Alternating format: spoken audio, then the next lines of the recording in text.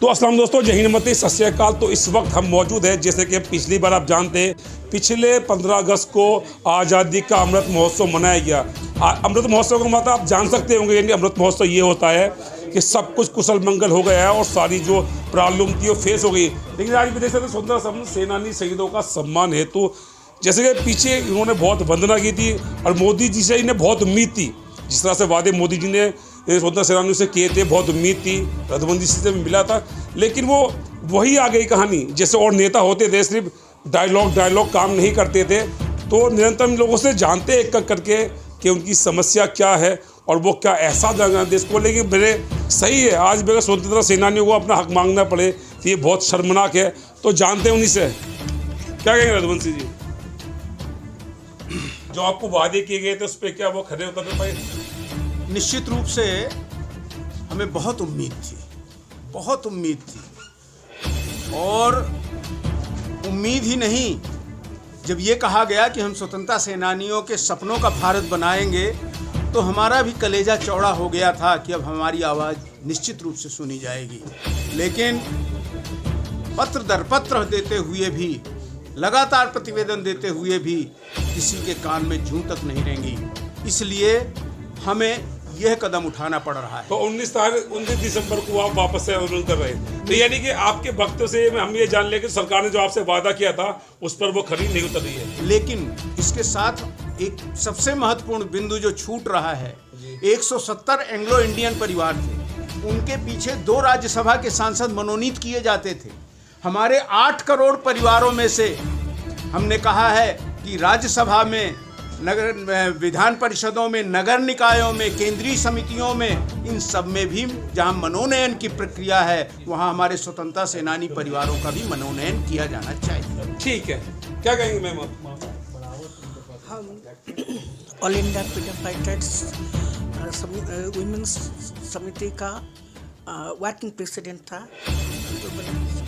बंगाल से हम आया, पश्चिम बंगाल से आया। सर इधर एक सर, आपका नाम सर?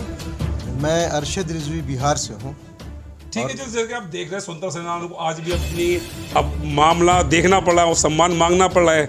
ये क्या दुर्भाग्य नहीं है? ये बहुत बड़ा दुर्भाग्य है और वर्तमान सरकार से, मोदी सरकार से मैं सिर्फ ये कहना चाहता हूँ कि सरफरोशी की तमन्ना अब हमारे दिल में है। देखना है जोर कितना बाजुए कातिल। क्या अशफाकुल्ला खान और बिस्मिल जो थे, जिन्होंने अपनी एक एक कतरा खून का अगर बहाया देश के लिए, अब आज उनकी अंतरात्मा में देखती होगी जिस तरह आज देश का हाल है, क्या उन्हें दुख नहीं पहुंचता होगा? बहुत दुख पहुँचा है, बहुत ज़्यादा। ये बयान नहीं किया जा सकता है। अगर आज वो जिंदा कर दिए जाए तो शर्म से दोबारा वो मर जाएंगे कि इसीलिए हमने कुर्बानी दी थी देश के लिए। चोर चुट्टे नाकारे लोग आज सत्ता में हैं और जिनके परिवार इस तरीके से समाज में घुट घुट के मर रहे हैं, जी रहे हैं। लेकिन जैसे कि भाई रिजवी साहब का कहना था कि जिस तरह से उन्होंने देश को बनाया था, एक बाग बनाया था जिसमें सभी तरह के फल बागीचे थे, लेकिन उसका जो माली है फिलहाल वो उनकी रहबरी ठीक से नहीं कर पा रहा है। क्या कहेंगे सर इस बारे में संक्षेप में, मतलब ताकि और सब लोगों को हम कवरेज कर सकें? देखिए, कुछ नहीं, बेड़ा उठाया है स्वतंत्रता सेनानी के परिवारों को प्रतिष्ठित करने का, प्रतिष्ठा दिलाने का सरकार के भरोसे नहीं है। और जितनी संख्या है उतनी संख्या को यह संदेश देना आवश्यक है कि अपने स्वाभिमान की रक्षा के लिए आपको जगना है, न कि कंपनसेशन के लिए। और सर जैसे कि हम आज़ादी का अमृत महोत्सव मना रहे थे, कहा था कि फ्रीडम फाइटर हमारी प्राथमिकता है, उनकी हर मांगों को माना जाएगा, तो क्या तर्क माने सर? सरकार सिर्फ कागजों में सिर्फ बोल रही थी। अब ये सरकार तो बहुत बातें बोलती है और सब लोग समझते हैं, आप लोग भी समझते हैं क्या बोलती है, क्या करती है। अगर ये बाकी बातें बोलते हैं, करते हैं, नहीं करते हैं, वो इनका विषय है, मगर आज़ाद भारत में सांस ले रहे हैं, प्रधानमंत्री बन गए हैं, अगर उनके परिजनों को भी धोखाधड़ी के बाद लेकिन वो और विषयों पे काम कर रहे हैं साहब, हिंदू शक्तिकरण पे काम कर रहे हैं, मंदिरों पे काम कर रहे हैं, ऐसी ऐसी चीज़ों को लाया जा रहा है जिसकी देश को ज़रूरत नहीं है। आप बेजरूरत का काम कर सकते हैं, लेकिन जिनके सम्मान से यह देश, जिनके कुर्बानियों से यह देश आज़ाद हुआ, उनके परिजनों के लिए अगर आपके पास कुछ नहीं है तो परिजन इतने सशक्त हैं कि एकीकृत होकर, एकबद्ध होकर के अपने अधिकारों, अपने मान सम्मान की लड़ाई लड़ेंगे और जीतेंगे। क्या आपका नाम सर? नित्यानंद शर्मा, कहाँ से? दिल्ली से हो सर? बिहार सासाराम। बिहार से सर जैसे कि बहुत सारी, जैसे मैं पहले भी किया था, रघुवंशी जी बोला है कि हमारे प्रधानमंत्री जी से बात हुई है, वो एक सहमति बनने वाली बात थी और लाखों करोड़ रुपए खर्च करके जो कहा गया कि स्वतंत्रता सेनानी हमारे प्राथमिकता है, वो हमारे लिए वंदनीय है, तो क्या कहेंगे सर? वो झूठ है कितना है, वो सस्ता? देखिए, एक आज़ादी से लेके अब तक स्वतंत्रता सेनानियों का सम्मान सभी करते हैं। किसी की ताकत नहीं हिंदुस्तान में कि स्वतंत्रता सेनानी और शहीदों का अपमान करके एक दिन भी सत्ता में रह सके। दूसरा क्या है पहलू कि स्वतंत्रता संग्राम सेनानी और शहीद परिवारों के बारे में वास्तविक मदद क्या हो सकती है, ये अब तक किसी सरकार ने नहीं किया। एक उम्मीद जरूर बंधी थी कि हो सकता है कि कुछ काम इंदिरा गांधी जी ने किया था। शायद उसके बाद नरेंद्र मोदी जी जब राष्ट्रवाद, देशभक्ति और स्वतंत्रता सेनानियों का नाम लेते हैं, जैसे पटेल जी की करोड़ों रुपए की मूर्ति लगाई, अच्छा लगा। मैं आपको रोक के कहता हूँ, पटेल जी कांग्रेसी थे, ठीक है ना, देश के पहले गृह मंत्री भी थे। वो कहते कांग्रेस हमारे ने कुछ नहीं किया, पटेल ने किया। तो इस संसद में बताते ऐसा क्यों? नेहरू जी पटेल जी की एक गहरी दोस्ती थी, दोनों परम मित्र थे और गांधी जी इस बात को जानते थे। तो पटेल जी ने, अच्छा वो कहते हैं प्रधानमंत्री क्यों नहीं बनाया? उनकी तो पहले मृत्यु हो गई, तो प्रधानमंत्री कैसे बन सकते थे? ये जो थ्योरी है, क्या कहेंगे? देखिए, ये सब बांटा जाता है। ये देखिए, ये राजनीति जो है कि नेहरू को छोटा करके हम पटेल को बड़ा कर दें और सुभाष को बड़ा करके किसी दूसरे को छोटा कर दें। बिल्कुल। ये इन सब विषयों से बहुत दूर है स्वतंत्रता सेनानी परिवार और इनकी कुत्सित चालों को हर फ्रीडम फाइटर शहीद परिवार समझता है। सर 19 तारीख को अगर सरकार आपकी बात नहीं मानती तो आप धरना प्रदर्शन करेंगे? नहीं, देखिए, बात माने या न माने, हमारा जो कर्तव्य है, जो बापू गांधी ने या सत्याग्रह के माध्यम से अपनी बात पहुंचाने का जो तरीका है, हम उसके लिए यहाँ पे 19 को इकट्ठा हो रहे हैं। ठीक है सर, ठीक है, और लोगों से मिल लेते हैं। आपका नाम सर?